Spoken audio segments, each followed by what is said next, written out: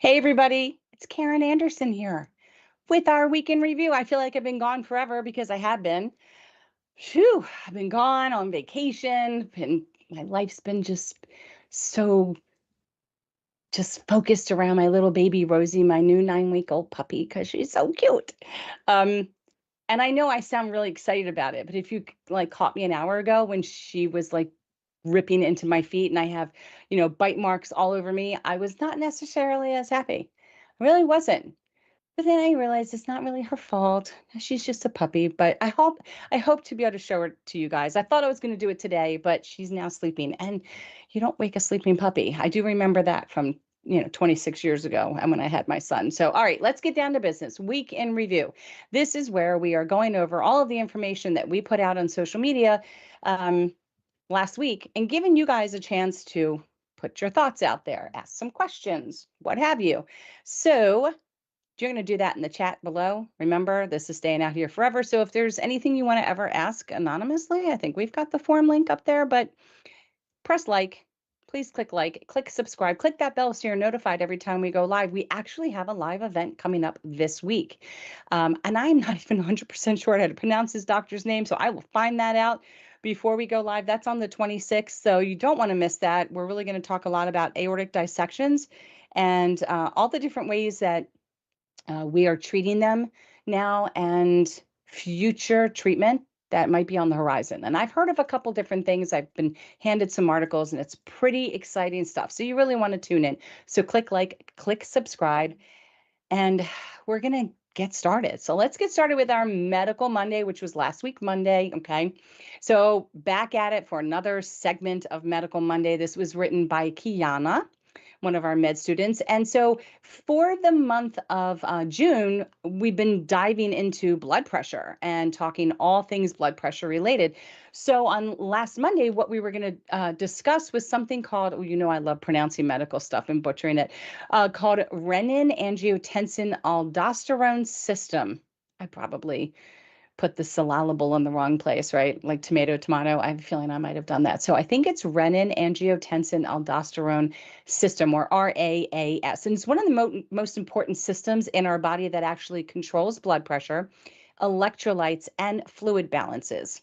And RAAS, it's a complex cascade that consists of several stages that are all key targets for several common cardiac medications. So they're all kind of interrelated, and it consists of several enzymes and hormones. So enzymes are proteins, and they facilitate chemical reactions in your body, and hormones are chemicals that facilitate different body functions. So it's this cause effect, and they kind of act like messengers throughout your blood, your tissues, your organs, and more. So there's several different organs and tissues that play a role in RAAS, such as your blood vessels, your kidneys, which I thought that was probably an obvious once they started talking about all of these different systems, your lungs, your liver, your adrenal glands, and so much more. And there's three main body states that activate the RAA system, which helps stabilize blood control or blood pressure within our body.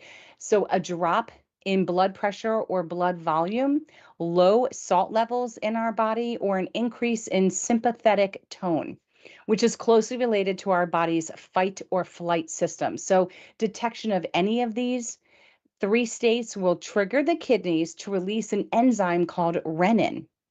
And that then functions to convert the protein angiotensin from the liver into a hormone called angiotensin 1. Some of these words should start sounding familiar. After this process happens, the lungs releases an enzyme called ACE, angiotensin converting enzyme. Now that serves to turn angiotensin 1 into angiotensin 2. Finally, angiotensin 2 triggers the release of aldosterone from the adrenal glands that sit on top of the kidneys. And so all of these enzymes and hormones and proteins are critical in supporting the RAA cascade and maintaining our blood pressure at a normal level. Angiotensin 2, and I hope some of you are catching this word because we're sure this article gets into some of the medications. Angiotensin 2 is specific. in specific directly acts to increase our fluid volumes and subsequently will raise our blood pressure by constricting blood vessels and triggering the release of ADH, which is antidiuretic hormone, which along with aldosterone works to make your kidneys hold on to sodium and water, increasing your blood volume and increasing your blood pressure.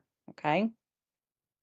This system is critical in long-term regulation of blood pressure, and failure of RAAS is an important component of many heart diseases. So many medications, here we go, have been developed to support and manipulate different components of this cascade to help improve cardiac health for patients, such as ACE inhibitors, lisinopril, captopril, lotensin. Okay, so it's typically your prils, which are ACE inhibitors. Angiotensin receptor blockers, which are your TANs, losartan, valsartan, and corticoid receptor blockers, which would be your spironolactone, eplerenone. I totally don't even know how to pronounce that word. Finerenone, sure sounds good. But some of these drugs should sound very familiar to you. We've talked about ACE inhibitors. We've talked about angiotensin blockers, right?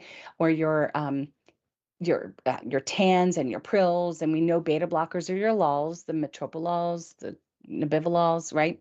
So this is a very complex system, and it might be something you're going to need to read again to really truly understand how all of these hormones and enzymes and proteins, how they all impact each other. But what I think is very interesting is how these medications have been developed to really manipulate these hormones and enzymes, which kind of control how much water we retain, how much sodium we're retaining, how much we're letting loose. And we know that water volumes and the amount of salt or sodium in our body will have a direct impact on our blood pressure, which could be bad or good, depends on how your blood pressure runs. So if you wanted to know a more intense explanation of the RAAS, this was it. This was it. This was pretty intense, right? We're going up in level of educational post here. But reread this, refer back to the previous blog posts, or reach out for any additional resources or clarifications. You can also ask your pharmacist. They know a lot about this. And of course, always ask your doctor. And let's take a look at this visual here. So you've got your blood pressure, which I guess is directly impacted by renin, which looks like is what is produced by your kidney. And then you have angiotensinogen. That's a liver. It goes into angiotensin 1. I don't know what that is. I don't remember now. Angiotensin converting enzyme, or ACE. That's ACE inhibitors, which means those drugs inhibit angiotensin converting enzyme. Angiotensin 2, and then all this other information that I'm not sure that I totally understand. But it was a good article from Kiana. It's gone over my head. Phew, gone over my head. Josh, are you back? I made it. Okay, good. Because I was like, I'm I gonna cut saw to you jazz sweating hands. there. It was pretty funny. Yeah, Hi, yeah, sweating Natalie. just a Hi, little bit. Christina. Hi, Molly. Hi, guys. Or gals. Guys or gals or gals or guys or peeps. It's hot as Molly's a Hades peep. here in Maryland. Molly is a peep. Christine, they're all peeps. Whew, that was a magical medical Monday mouthful is what that was. That's what that was. And I'm sweating because it's hot as Hades in Maryland. I don't know if it's so hot out west. When I looked at the weather, it looked like it was like, the devil's home here on the East Coast. So, It's going to be yeah, worse this is tomorrow. gross. It's going to be It's worse gross. tomorrow. And we're not going to see Yeah. relief until after Thursday. And you know what? I'm okay with that because it's a perfect time to be at home Mm-hmm. with a puppy instead of going to a heated pool. Who wants to feel gross? Like, I go outside and she does not want to go to the bathroom because it's hot. That's my psychological decision, I think. And Mm-hmm. then when I come in, it's like the cool air just hits you. And it's Mm-hmm. like blissful. It's wonderful, right? All right, everybody, we're moving on to Topic Tuesday. Oh, look, it's going to be another one. Medical. This is so good. I love all these words. All right. We know that when it comes to protecting your aorta, oh, and by the way, this article was written by Cy, just so you guys know. So when it comes to protecting your aorta and managing long-term cardiovascular health, blood pressure is key when it comes to control, to having control. Like you have to have control over your blood pressure. This is a number one uno, like top thing. All right. In the effort to control your blood pressure, there's two different types of medications that seem to be used very often, and they would be the, here we go, back to the last article, angiotensin converting enzyme. We've talked about this, ACE inhibitors, right? And then there's also the angiotensin 2 receptor blockers, or the ARBs. But what exactly do these medications do? And this is so good that we've had both these articles in 1 week. It's great. And why are they often recommended for people who have aortic disease or those that might be at risk? So let's talk about what the ACE medications are and what the ARBs are. So common ACE inhibitors would be enalapril, or otherwise known as Vasotec. Another one is lisinopril. I didn't know it was called Azestrol. I only knew it as lisinopril. Catepril, or Capto, no, Capitan, I think. Ramipril, or Altace. Quinapril, or Acupril. Such interesting names. Moexapril. Uh, Univas, maybe. Did I just change languages? I have no idea. Univas? I'm not a doctor. I don't know what I'm doing. All right. You probably heard of lisinopril. That seems to be probably the most recognizable drug in those ACE inhibitor lists there. So let's go into the angiotensin receptor blocker, or your ARBs. That's going to be your TANs. I know we call it the ARBs, but the suffix is going to be the TAN. So that would be losartan, or Cozar, very common. Valsartan, or Diovan, also very common. Um, Candesartan, or Atacand. I know it is Candesartan. Hmm. This is a juicy one. Telmisartan, or Micardis. God, my brain is going to explode. Or Almisartan, or Benicar. Never heard of those last two before, but I think some of these other drugs probably sound familiar to you. So both of these types of medications work on the body's renin-angiotensin system, which helps, as we discussed before, regulate your blood pressure. So ACE inhibitors, which are the prils, right? Like enalapril or ramipril. And so they block that enzyme that we talked about, the angiotensin converting enzyme, which causes the blood vessels to actually narrow. And we don't want that to happen. We want them to stay open, right? So by stopping it and giving you a medication like lisinopril, it helps the vessels stay relaxed. They stay chill. They open up more, and that will lower your blood pressure, believe it or not. There's not so much force trying to get through that vessel. And I love this article because I have often wondered that if people understood um, mechanically, no, biomechanically, I just made that up. If they understood what these medications were doing to their body, why they were being prescribed, it might make more sense to some people. So an ARB, or the losartan, valsartan, they block that hormone we talked about, angiotensin 2, and they block it from binding to its receptors, causing the blood vessels to relax and lower blood pressure. So again, there's two different medications that cause blood vessels to relax, and they become more spongy, more flexible.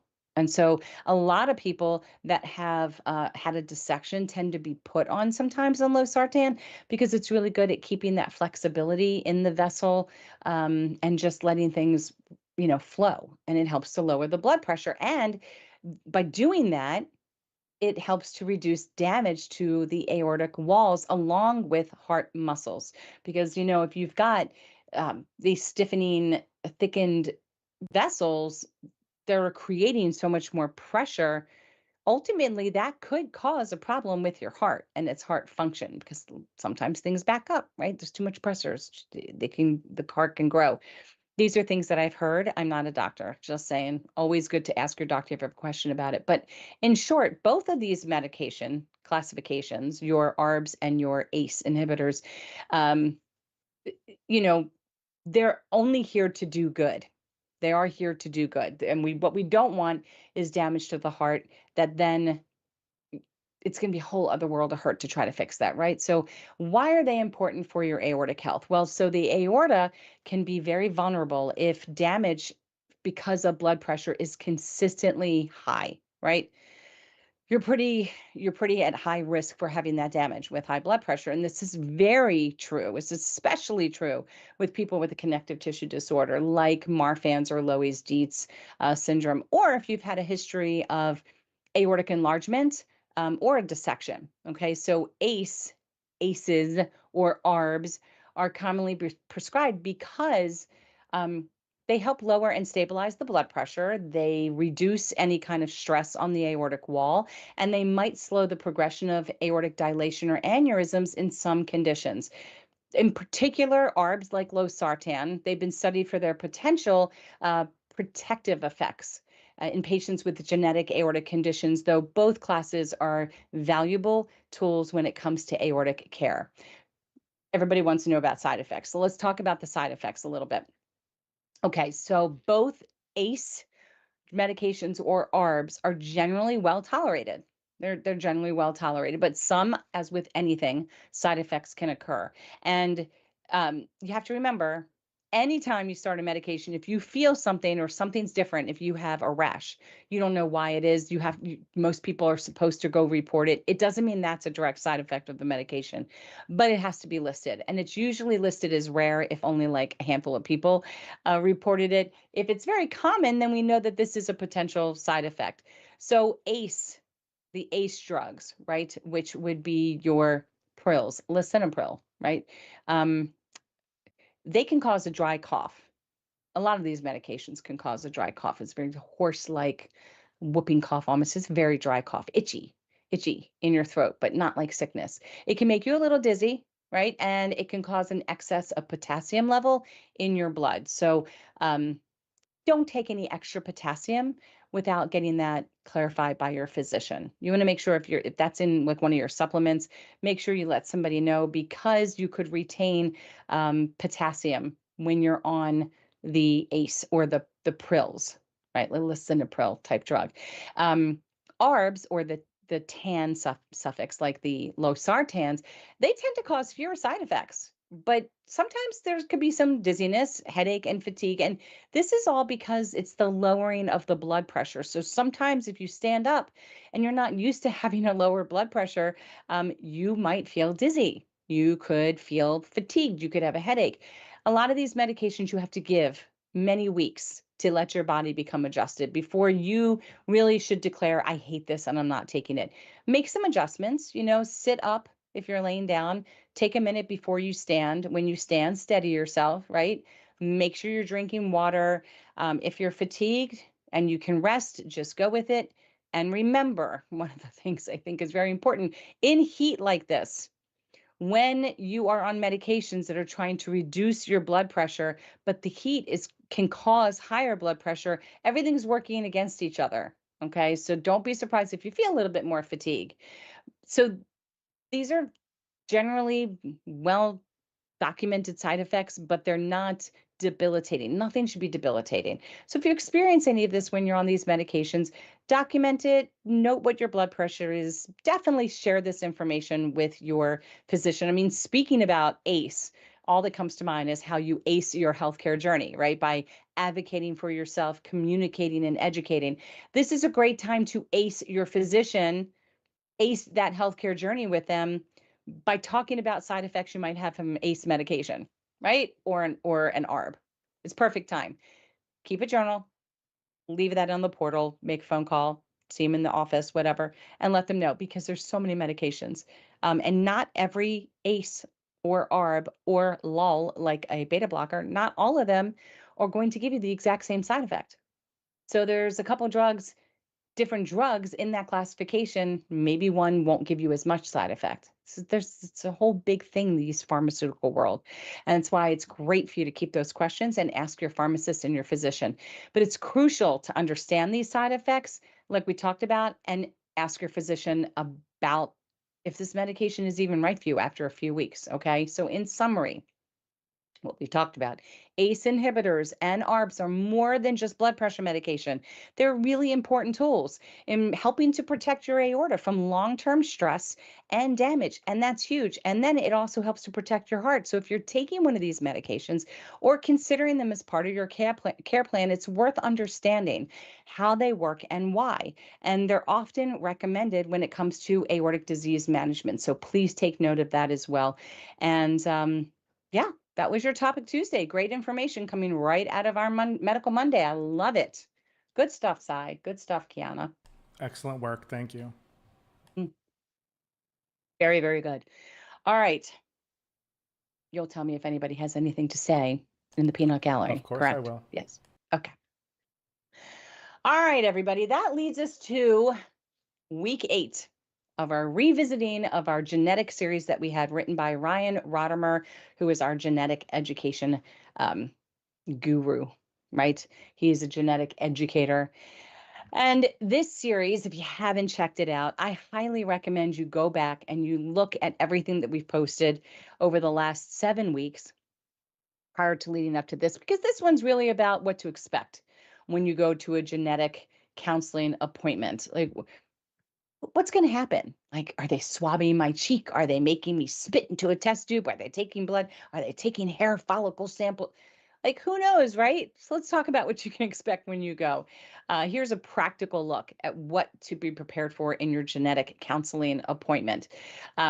This is going to really cover everything from how to prepare yourself for this appointment, what's going to happen during the appointment, and how genetic counselors can really help you and your family make informed, pressure free decisions about if you're going to move forward and have testing. Because this is a very personal decision. So, whether you're a survivor or a caregiver or another family member, this post should really help you feel equipped and feel more empowered and not really overwhelmed when it comes to the road ahead, when it comes to aortic disease. So, let's finish strong and let's continue learning together. And as always, if you have any questions, you can reach out to Ryan directly at Ryan at aortic. Ryan at myaorticjourney.com. And he is the director of genetic education for Aortic Hope. And yeah, let's take it away. Let's go. So, when you're getting ready for that genetic counseling appointment, and I've been in 2 or 3 of them already at this point in time, and I was so nervous for the first one. Um, Before you even set foot in the clinic, there's some groundwork that really needs to be done by you and all of your family. And this preparation can come in the form of making some phone calls or paperwork that provides the clinic really with the necessary information about your medical history and your family history, which is why we fully support Think Aorta US and Think Aorta in general, their campaign, Think Aorta, Think Family. So here's some things that you need to consider. You need to be ready to talk about your personal medical history. So start thinking about it. And I know we do it at every annual physical or new doctors, and but you might forget something. So just because of nerves or because I don't know, you have pump head that day or whatever. Um, Write it down. Write down any surgeries you had. Write down any diagnosed illnesses. We're not talking about when you've had colds. We're just talking about what you have. Don't even discount periodontal disease. It actually is important, right? Issues with your eyes, just kind of visualize and start at the top of your head and just work your way down on issues that you have ongoing, that you've been diagnosed with, surgeries, etc. Okay. Particularly any details that might be related to the aortic dissection if you've had one. Okay. And any features of a larger potential genetic syndrome that you know that you have. Well, it wouldn't be potential. So, one that you know you have. You want to talk about all of that you're experiencing. So that's why journaling this, having it written down, is going to make your appointment a lot easier and smoother and give you less homework to do afterwards. Family history. So this one's really, really, really important. And it's important in general as well. In case you have to go to the ER, you have some general family history that you might be able to share in an ER visit. But if you believe that some of your relatives have had a connective tissue condition, right? Prepare a list of the symptoms that they have had, right? So this can be extremely helpful in identifying patterns that might indicate a genetic predisposition. Photos could be beneficial if you want to show somebody's high palate or long arms or some things like that, right? So if you suspect that somebody has or had features, if they've passed of Marfan syndrome or a related condition, bring those photos in with you. Okay. Um, there have been so many cases of community members who have had a dissection and they weren't sure, like, why did this happen to me? But then they start thinking about family members who have had medical issues and conditions, and like a grandfather who passed away suddenly, and they just chalked it up to sudden cardiac arrest without an autopsy. Unless you have x-ray vision eyes, how do you know that it was sudden cardiac arrest, right? And if they were hyperflexible or had a lot of hypermobility or stretchy skin, and everybody just chalked it up to a cardiac arrest, but now your parent has an aneurysm and you've had a dissection. These things are very important, right? It's going to help steer somebody and make them see a bigger picture, right? You're bringing to the table pieces of the bigger picture in the puzzle. Now, when you get to the clinic, when you get to the genetic testing clinic, right, a medical assistant might take you aside and take your vitals and basic information, like what's your height, what's your weight, what's your blood pressure. And this kind of stuff can vary clinic to clinic, but just prepared for like the basics of an intake, okay, because that happens at a lot of visits, right? Now, when you go to meet the genetic counselor, after you guys talk about your vitals and a basic review of all of the medications you take, so maybe write that down too, because I know some of you take a lot of medication. When I have to give a list, I have a visual because on my medicine cabinet, I start from my left to the right and I go down to the right, and everything on the left is the morning meds. Everything on the far right is the evening meds, and everything in the middle I take morning and night. And it took me years before I figured out how to have that set up like that. And I love my setup. So it makes it really easy for me to visualize all the medications that I take, but write it down.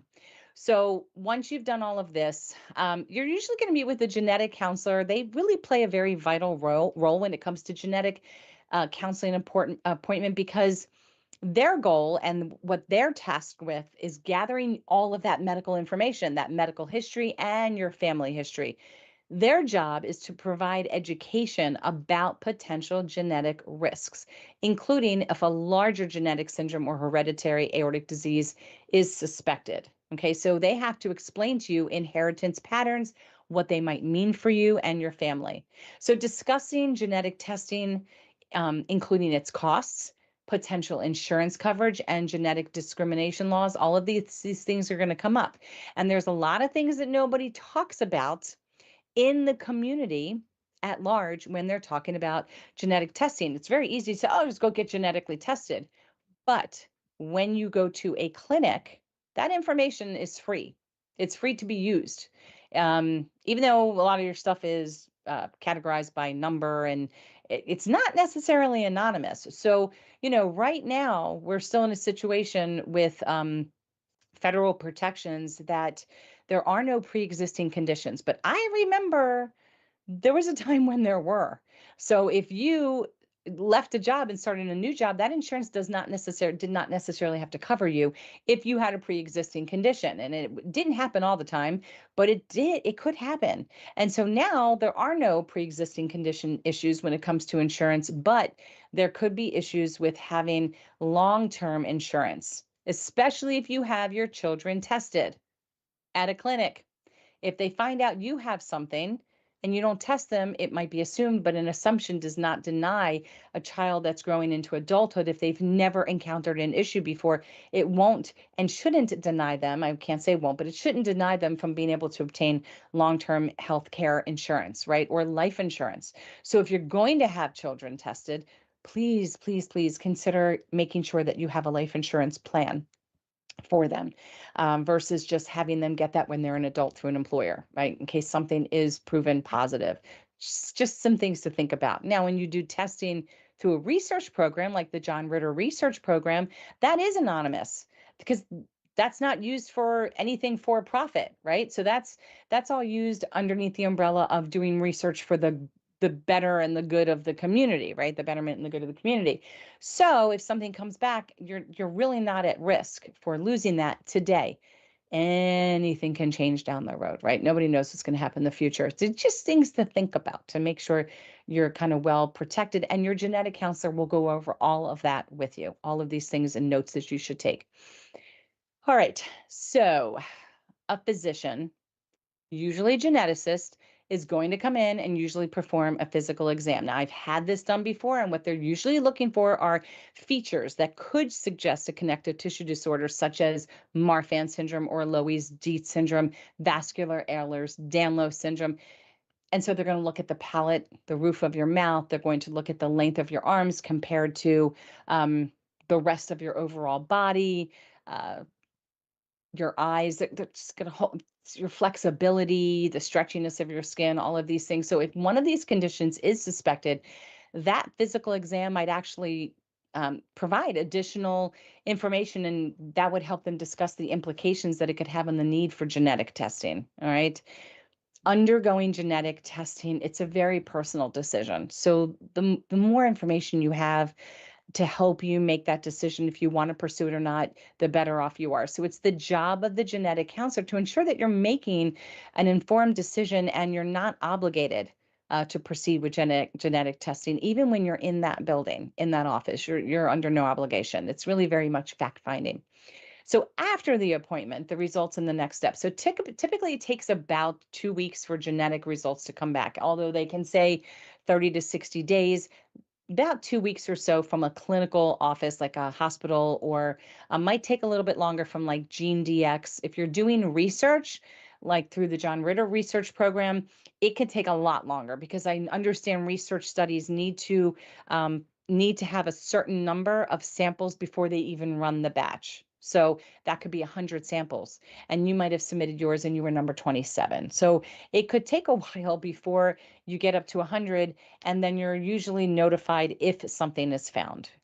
You're not usually notified just to be told you're fine. Okay, so that varies, and so I would have low expectations and high time frame as far as when you'd be notified from a research program. And clinical, it should take about 2 weeks. Okay, and then once they're in, somebody from that office is going to give you a call, either the physician or the geneticist or the genetic counselor, and they're going to call you with the results. So, and it's so interesting because I've called Ryan with results I've gotten. So it's so fun for me to revisit this now. Based on the results, several different things could happen. So they might recommend a follow-up appointment to discuss the results in person, and to talk about it more in depth, and to then talk about your potential next steps. Okay, that's a given. That's easy. Additional referrals might happen, like additional genetic testing or imaging might be suggested that would help um, support some of what they're seeing, right? Or rule stuff out.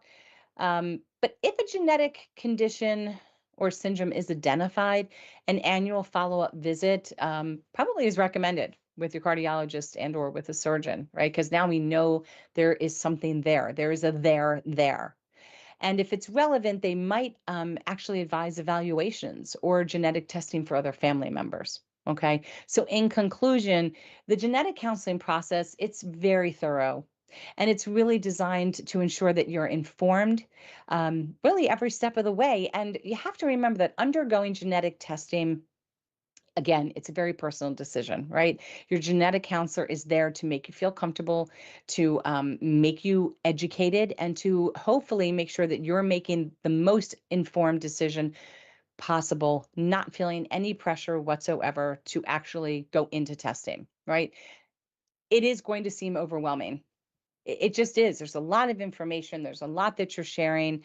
There's the nerves of what's going to come back. And then if something comes back, I'll tell you that story in a minute. But it's such a crucial step in understanding your condition and being able to, I feel, really manage it more effectively. I could not agree with Ryan's words here more. I mean, it's so invaluable in understanding and managing potential genetic risks also within your family. And that's why we coined the phrase, think aorta, think family, right? So my last time that I went to the genetic counselor, so my very first time, which was back in 2016, everything came back, unknown reason for having a dissection. But I had something called a VUS, V as in Victor, US, stands for variant of unknown significance. Something came back kind of like a little blemish on something, right? But they're not sure if it's significant yet. It's just a something. It's not named. It's just a thing. They don't really know what it could have done. Fast forward 7 years later, right? Actually, Yeah, it was about 22, 23. I went in for my next one. And the reason I waited is because over 6 or 7 years, you'd be amazed how many more mutations and things are discovered because they're working on this all the time. So you need to give a decent amount of time between testing just to allow more aortopathies or more mutations to be discovered. Right now, I think the panel is of 38. You also do not need to ask anybody. I would like the aortopathy panel. They already know.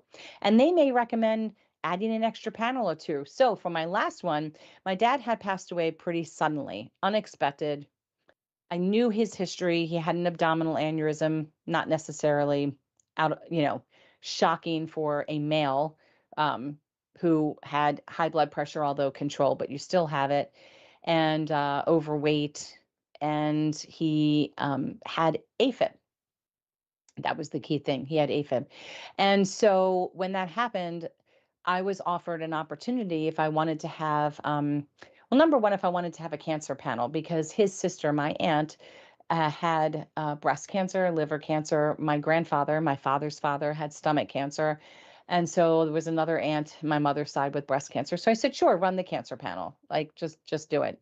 Um, there were some other panels I was offered that I said no to because I just didn't want to know, and nothing they could do about it, so it was fine. But then they ran a cardiomyopathy panel. So cardiomyopathy is, I don't even know because I haven't even researched it yet because my head is just too much in it. But cardiomyopathy ultimately can potentially lead to sudden cardiac death. So when I got my results and I'm reading through it, first thing I saw is, again, no real 100% known reason for the dissection. But now that VUS, the variant of unknown significance, had a number. It had been given a name, which meant somebody else on the planet had this, maybe a couple others. I don't know if it means I'm somehow weirdly, oddly related to them from my genetics and my DNA, but they have it. And what they know about this, based upon all of our medical conditions, that everybody who has it has IBD, which is Crohn's or colitis, like me. And these people also had something with their aorta, but it also can cause other things. So it's not enough to be able to say, okay, this is a thing. It's enough to say, boop, you're on the radar. So when we do your testing again in 6 years, let's see how many more people might have this. And let's see if we know anything more about it, right? So that was I found it exciting. I can't look for it in my son because it's not a definitive reason why I dissected. I also have not had my son, who's 26, genetically tested because he's being treated as though he has a condition. He has no diagnosis of anything, but he is being monitored by his cardiologist. He knows the protocols to take when it comes to weightlifting. He's working on his diet. He's doing everything he can possibly do to protect his aorta, but they give him CAT scans and echoes. So I don't need to worry about anything from an insurance perspective right now because he has no diagnosis. But the cardiomyopathy came back positive. And I remember sitting there and I was like, oh, they're going over this with me. This is negative. I'm like, cool. And this is negative. Cool. And this is positive. I'm like, what? Sorry? Cardiomyopathy that can cause sudden cardiac death was positive. And I felt like everything dropped from underneath me. Like, do I know if that's what did this to my dad? But what does it mean that I have it? Like, am I just going to drop dead? That's what I think. Who wouldn't think this, right? But after a nice conversation with Ryan and my own genetic educator and counselor, one of the things I found very interesting is that just because you have this genetic mutation or you have a thing doesn't mean it's turned on, right? I had the gene or an issue for Crohn's disease from the moment I was conceived and didn't show any issues until something external triggered it, which was getting a very bad stomach virus when I was in Jamaica. And that's what turned it on. So that was age 24, 25. So that was many years. I had some symptoms at 19, but nothing that anybody could pinpoint. So it was a long time before something got turned on. And I've been in remission at least once since then. I'm not now, but I had to just kind of realize it was a good thing that they found it. It really is because I was having arrhythmia, not AFib. I was having other arrhythmia. That's normal. But arrhythmia at high amounts could potentially cause damage to your heart muscle and the electrical signals in your heart. My arrhythmia is probably due to my regurgitating aortic valve, which is not anywhere ready to be fixed or treated. So I went and saw an electrophysiologist and told him about my gene, told him about my situation. And now the doctors can look at me when I'm symptomatic with a different set of eyes. So instead of me just being Karen, who walked in having had a dissection on blood pressure medication, having arrhythmia, but it could be because I'm in menopause, they now said, well, wait, yeah, it could be that you're in menopause, but you have a cardiomyopathy gene. So we need to take a little bit of extra care. We need to look a little bit deeper. We might put you on medications. We might need to have you come back in 6 months for another echo. And I love all that attention. So you people that know me know that I do, mm, but I do because I feel protected. So I feel that finding this out added years to my life because now if things do take a turn, they can step in with all different types of intervention and treatment. And for right now, my heart is functioning tip top, perfect shape. Tip top, great. Fraction rate is amazing, right? So this is good. So I'm not worried. And that's my personal decision. There are people out there that just don't want to know, and I respect it. Um, and so that's why it's really important that you at least have that conversation. Learn about what genetic testing would mean for you and your family. Um, and then work with your family and with your personal primary care maybe or your cardiologist and take the time that you might need to make that decision. What do you want to know and how much you want to know? This is not 23andMe. This is not like that. This is bigger. This is big stuff. We're not talking about where you came from. We're talking about what's in you now and where this could lead you in your future. So hopefully you found this informative. Hopefully my story didn't bore you. And yeah, if you have any questions, again, you can always reach out to Ryan. So that's our genetic thing there. Thanks for listening. Natalie says, "Oh, this is so important to know about children and long-term insurance plan. Thank you. I didn't know, and it Mm, totally makes sense. I'll yeah. definitely look into that for my son. Thank you for the information." Oh, you're welcome. And we See, responded with a winky face, so yeah, give her the winky face. There. I was a dork. I never got life insurance on my child when I was younger. I just didn't understand the importance of any of that or policies on myself. I mean, I have one from long-term disability from my employer that I had when I dissected, but I just never did it. So now I can do it. Now he can have a policy and now he also gets one from work. Um, but it's just I didn't even test him for the cardiomyopathy. We just didn't.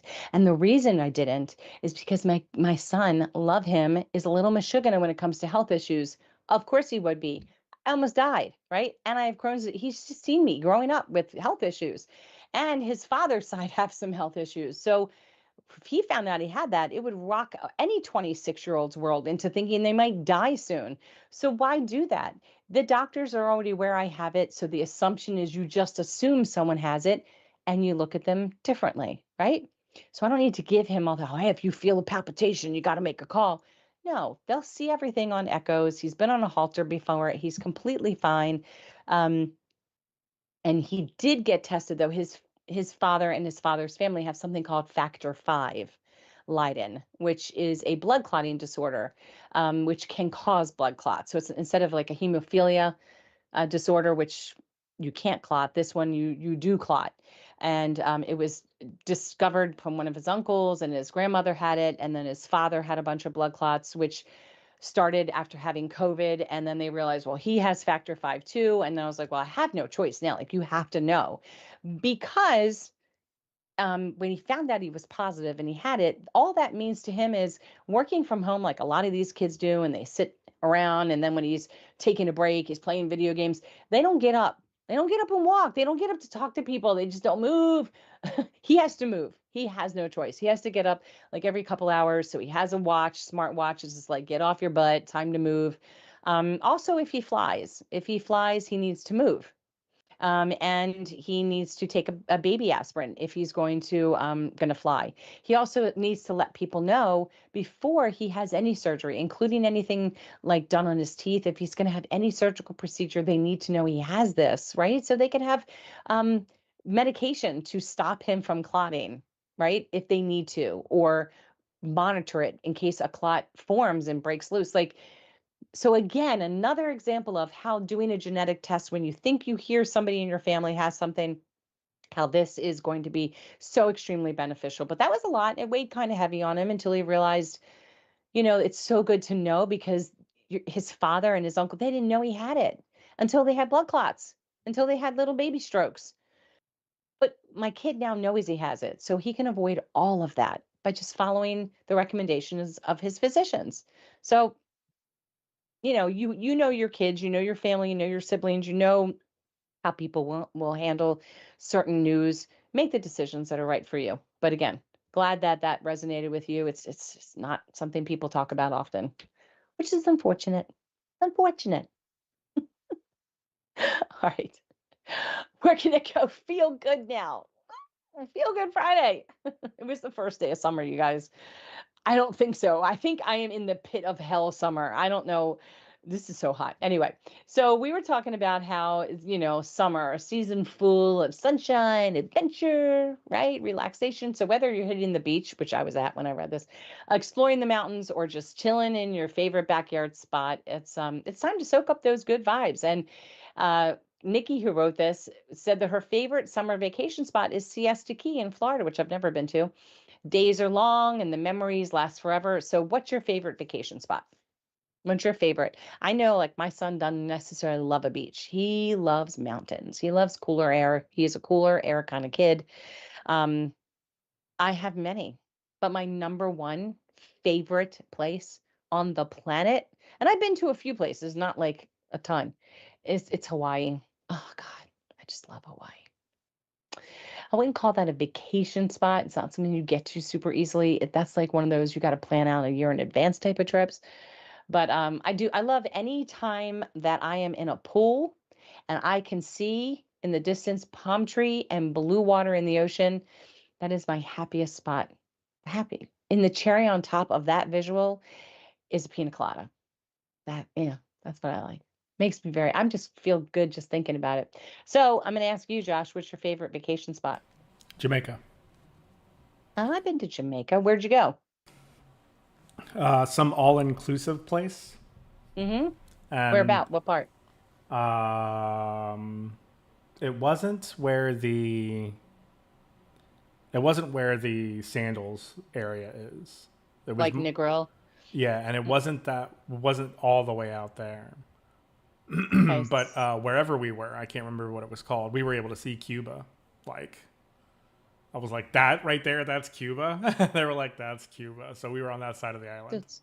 Okay. So, because I know you've got Montego Bay, which is right at the That's airport. the name. No, no, that's where I Yeah. Okay. flew So you're right into. at the That's where I airport. flew into. Right. No, no, no, because Right. we were on Okay. a train for.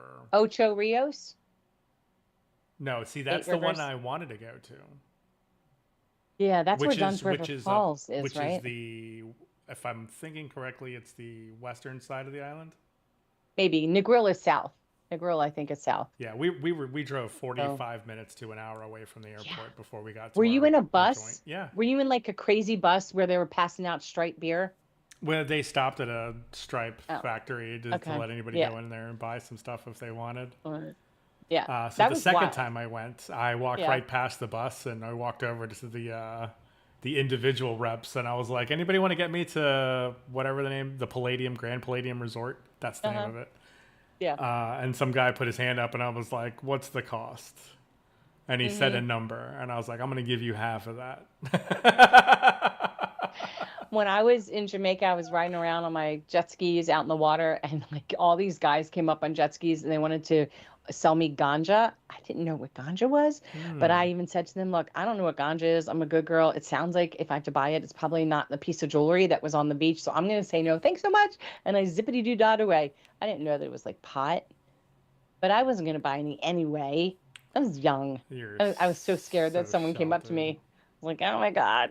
Anyway, No, yeah, our I bus love driver. that. It was His, the all inclusive portion of it is what really sold it to me. oh yeah, There's all inclusives something are nice great. about like just kind of meandering around and like walking Yes. up to a thing and can I get another Yeah. one of those tropical sunsets and then just Oh yeah. meandering off again. No money. Oh, I've got six restaurants. Where shall I go today? Yeah, Yeah, it's great. I love that. And also Yeah. like the idea that everything is right there so Right. you're not like thinking about things again, you're just Yeah. kind of meandering along. And so I Hmm. spent a lot of time just kind of staring at the ocean. Mm-hmm. and listening to the music in the background, and Yep. the Yeah, infinity Jamaica's pool was fun. pretty cool. You And just can't really leave unless you're like going on the tour with the hotel to like the straw oh, market. see, like this is like I Vegas, right? I don't can't. leave the resort there either. Oh, When I get whatever casino why? I'm at, because that's if I'm going to go to a fight or if I'm going to go to a show, that's also Yeah. where I'm going to gamble, and I want to maximize my time with that. Okay. I don't want to go see the rest of the stuff. That's for another trip. Oh, I've done that. I Yeah. mean, but I've been to Vegas a couple times now, and I definitely, it's 7 miles from, um, what's I can't, the one that begins with an M. The one at the end begins with an M. I can't think of it, but it's 7 miles from that to Fremont. So that takes you straight down all the way through everything. Hmm. It's a long walk. I walk that. And yeah, your feet kill. It's just, it's hard. It's Yeah. hard. Yeah, Yeah. Some Vegas is people don't know tough. how big Vegas is. It's huge if you're walking. Although I will Like say this, the last everybody's on time I was scooters. there, it Yeah. was I was there for a martial arts convention, Hmm. and we were going for whatever reason we were walking from one place to the other, and I was like, this is why we don't do Hmm. this. This is the desert heat. This is preposterous. Yeah. But we did see Yeah. what I thought was one of the greatest Michael Jackson impersonators on the planet. And I Yeah. mean, the crowd that was around that kid, I was like, what is going on over here? And then it's just Yeah. some guy just There's being a lot Michael of Jackson. things Very that you awesome. see in Vegas that you will never unsee. It's just it definitely sticks with you. All right. That's our Feel Good Friday. Um, I don't know if you guys are aware or you remember. We've got this Where Are They Now campaign. Like we have our Survivor series, and that's been going strong since like 2016 or 17, right? Um, and it started off strictly written form, which you can still submit your story in written form. And then we tried doing it all online, and it like wasn't really working. And then we met Josh, and then it became amazing. And so now you can do your Survivor series pre-recorded video. I don't care if you do costume changes. It doesn't matter. Cat walks across the screen. That's even better. Better ratings, right? Or you can go live like I am and take questions from the community. But telling your story is so incredibly therapeutic for both parties. One, for us listening, it's so validating because we hear things that either we've never thought we would say out loud, or we hear things we're like, oh my, I've been through that too. And it gives us a sense that this person on the other end of the screen, they get us. They get us. And I think living day to day, we don't necessarily feel that a lot of people get us. And as the survivor or caregiver telling your story, sometimes it just feels so cathartic to get it out, to get it off of you, right? Just to say it. Um, and now you've said it, right? Saying it's sometimes the hardest thing to do, to just say the words. When you realize if you've had open heart surgery that your heart was turned off, nobody's hearts are ever cut and laid on top of their chest. That's like a weird rumor that was said by somebody, but to have your heart turned off is pretty traumatic. To read your name next to that in your report, but to say it and just say it and know that that was a moment in time and that's what the doctor needed to do the best work. It's just I think it provides a natural consequence of therapy, right? A positive thing, a positive outcome. But what happens, just like in the ERs, when the ER doctors say they never hear from people that come in, whatever was their story, what are they doing now? We want the community to know where are you now? What are you doing? So, if you have given your Survivor series, right, it's time to show the world how far you've come. It's time to find out what's changed with you since you told that story, okay? It's what message do you have for others while they're on that journey?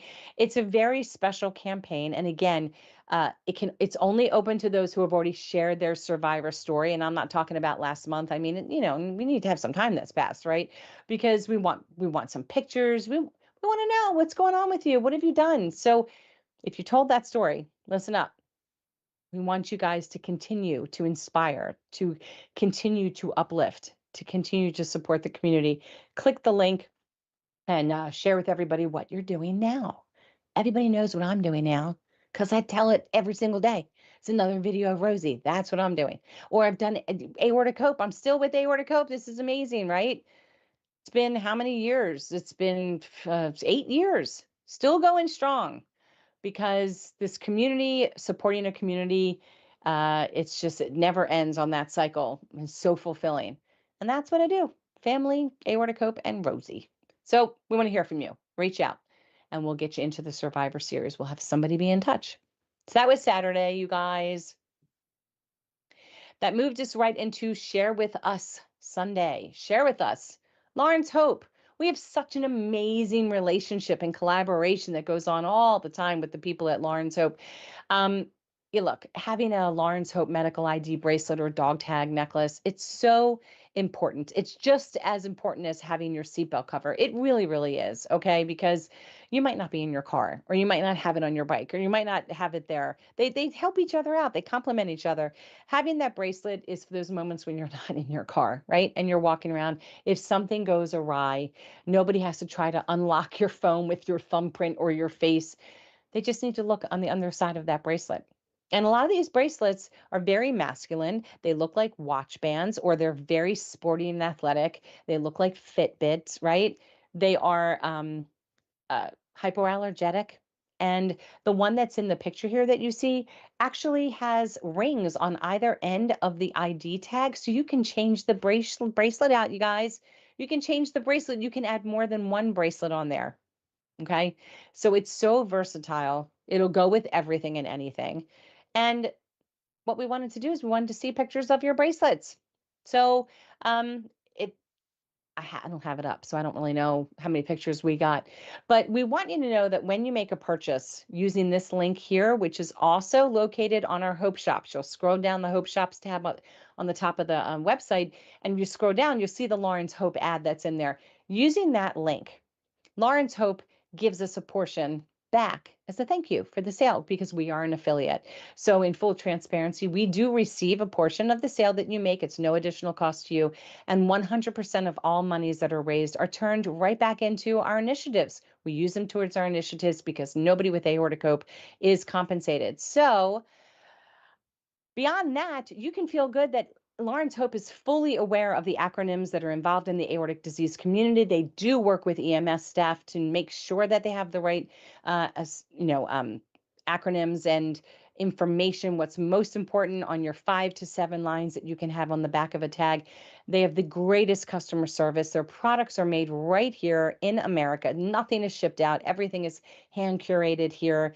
Excellent return policy. If something's just not right, they want you to be right. And if you order something and you go back to order something else and it looks off, like maybe you accidentally put in the wrong bracelet size, they're going to contact you to make sure that they have all that information correct because they can see your original orders. And, if that's not great customer service, I don't know what is. To have somebody, one of the same 2 customer service reps will call you, and it's always the same people. And I just love that. It's a family business that started because a child had, I believe, diabetes, and they needed to put something on to let the world know, hey, this is what I've got in case if I'm in an emergency.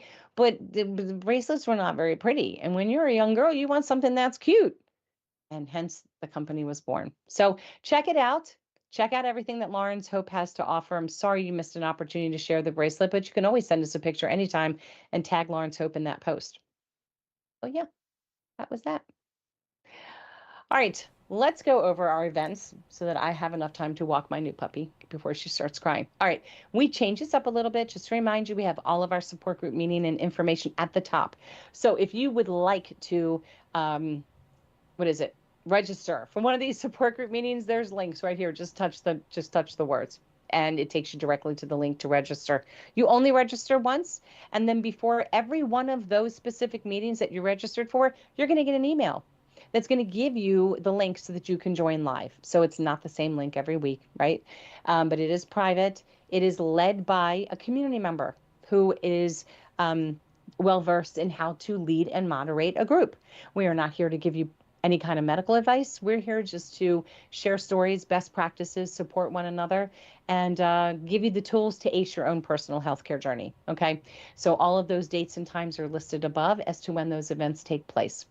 All right, support group meeting coming up on my birthday and our own Tim O'Reilly's birthday, though we are many, many years apart. I'm not going to tell you who's older. We share the same day. It is our last support group meeting of the month. It is open to everybody. Okay. So, again, if you would like to join, you can click the word support group meeting here, or you can go right up here to survivors and caregivers. This week on our Therapeutic Thursday, which happens on Thursdays, we have survivor and therapist John Quick over in Portugal. No, Spain. Spain. He's in Spain. And he has a guest, and it's Natalie. I hope I'm not butchering your last name. Is it Vendries? Vendries? It's one of the two. A 50-50 shot.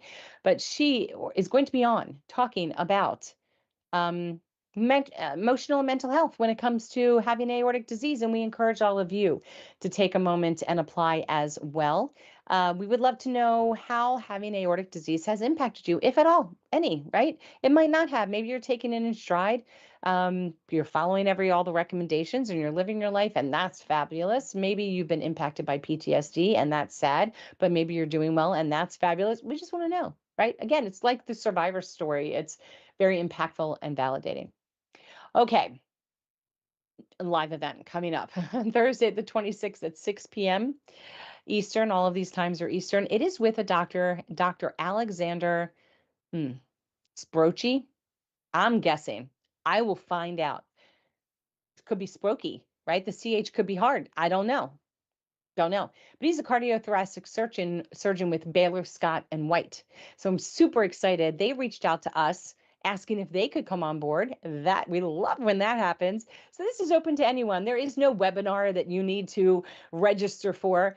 Just click the bell, like I told you, down below, and you're going to get notified when that live event is getting ready to start. And then you can watch and you can listen in. And there will be a link that you can post any anonymous questions, and we will ask them for you and get those answered. We're going to talk all about aortic dissection this time. We did valves on the last meeting with Dr. Caterino. We're going full in here with dissections in the different zones of the aorta, what the current treatment plans and monitoring are, different diagnostic tests.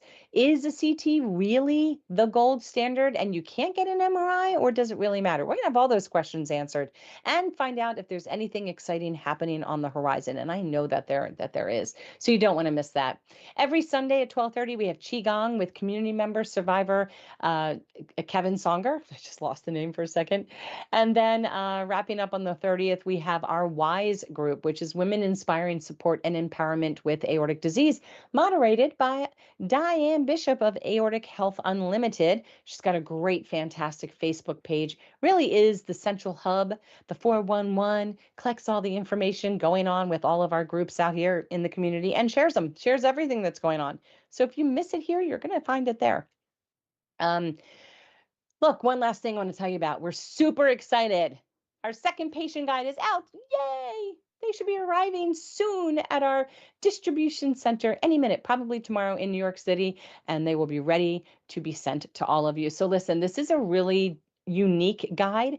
This has to do with the diagnosis of aortic disease. So we're not focused on dissection, which is what we were on the first book, Aortic Dissection, the Patient Guide. This is aortic disease, the Patient Guide. So we know that every journey is unique. It's kind of shaped by the type of condition that you have, the timing of the diagnosis that you get, and your overall health. And so that's why personalized care and informed decision making, it's so important. So we know, because we're in this too, that having aortic disease or being diagnosed, it's so overwhelming, right? There's so much information, bad information on the internet, scary information, but you don't have to absorb everything that you might read in this book at once.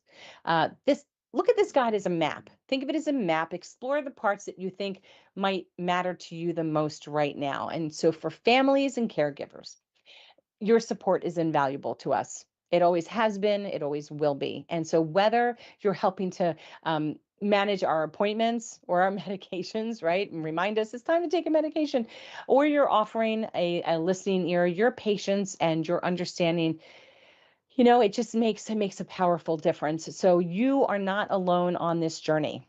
You never have been, and you're not going to be any further. we're here. We're here to walk it with you because everybody that's contributed to this patient guide and the one before, they're all patients or caregivers.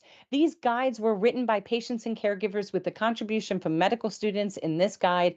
Everything has been clinically reviewed and edited, and it actually received immediate first try endorsements from the Society of Thoracic Surgeons and Society for Vascular Surgery.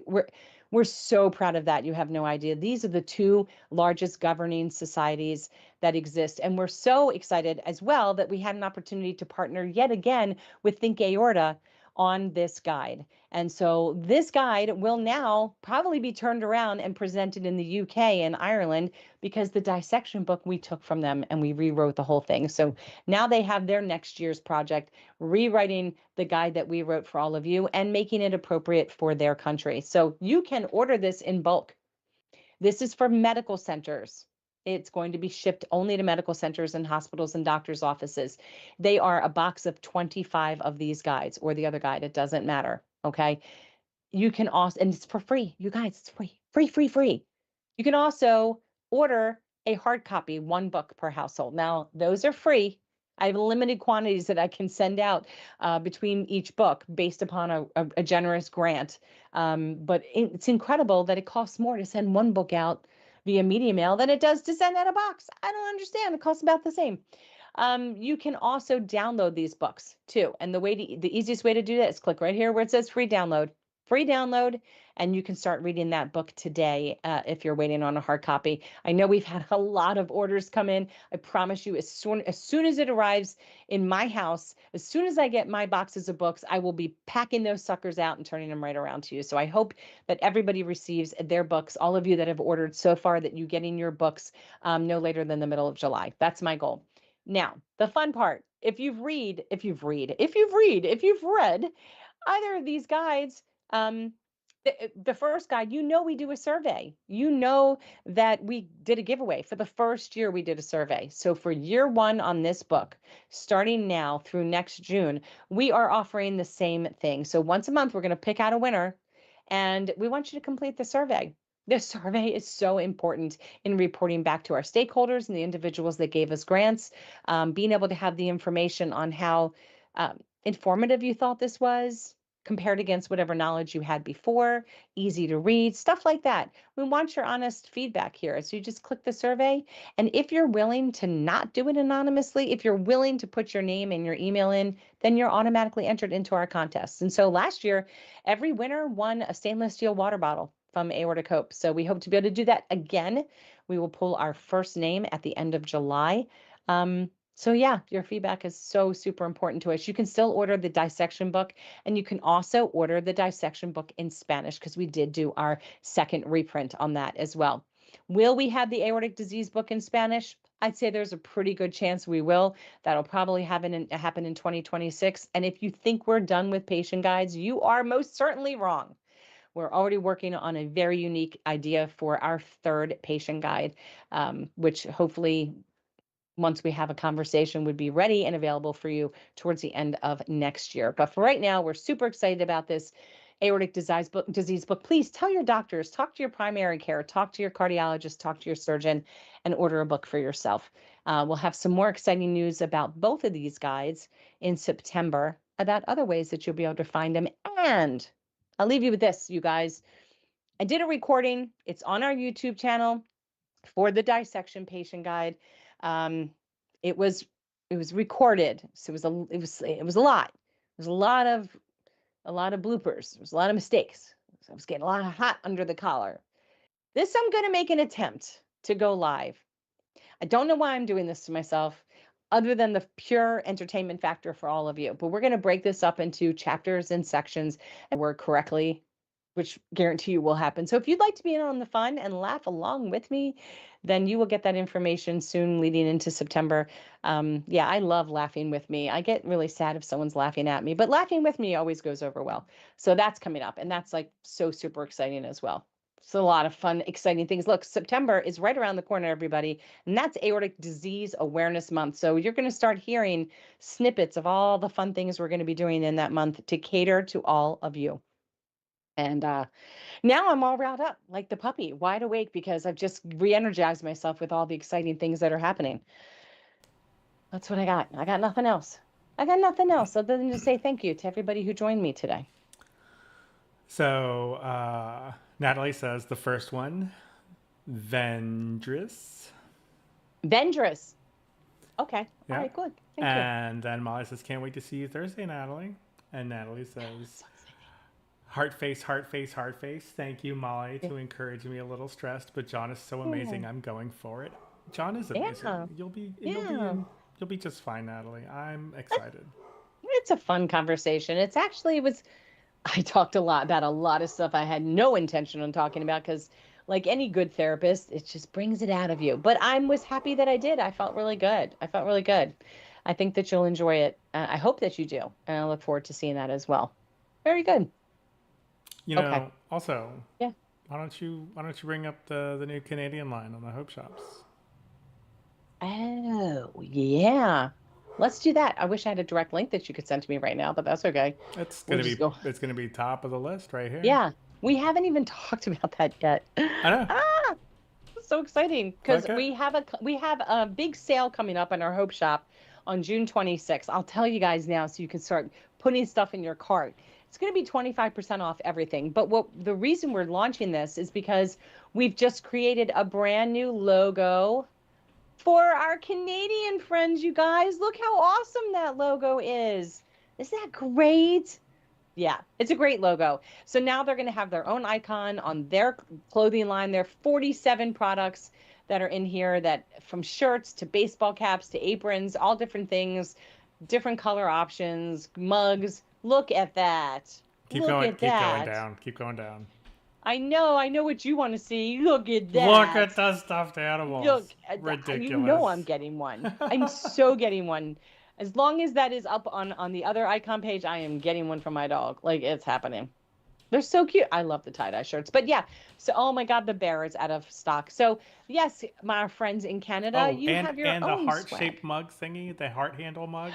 Isn't that amazing? Oh, So I feel good. like Let's that click on logo that. could Let's be in a look at better it. spot, though, right? Yeah. Well, yeah, because who holds the heart towards himself to look at it? And if you're holding it out, you're not going to see it out, but anybody to your left or your right's going to see it. So that's kind of Yeah. awesome. Weird. I don't know why that ended up like that, but I don't know. Still good because you got a heart. It's a great mug. That's great. I love that So logo. yeah, that's what we've got, you guys. Where am I? That's what we've got. Um, all right. Thank you again so much. Don't forget to click like, please. Click subscribe, click the bell so that you're notified every time we go live, which again, we've got that live event coming up on the 26th. And I hope to see all of you there as we talk about aortic dissections and the fun, exciting world that's going on as far as new technology and innovation. And then I'll see you guys next week. Yeah, that's it. That's all I got. All You're right. gonna see us on like I'm Thursday, well, yeah, Karen. I'm saying it on Thursday. Yeah, yeah. Because I got to go now. I'm having an early birthday party right now. So I got to go and get dressed and head out to dinner. But I will see you all on Thursday and then next Monday. Have a good one, everybody. Take care.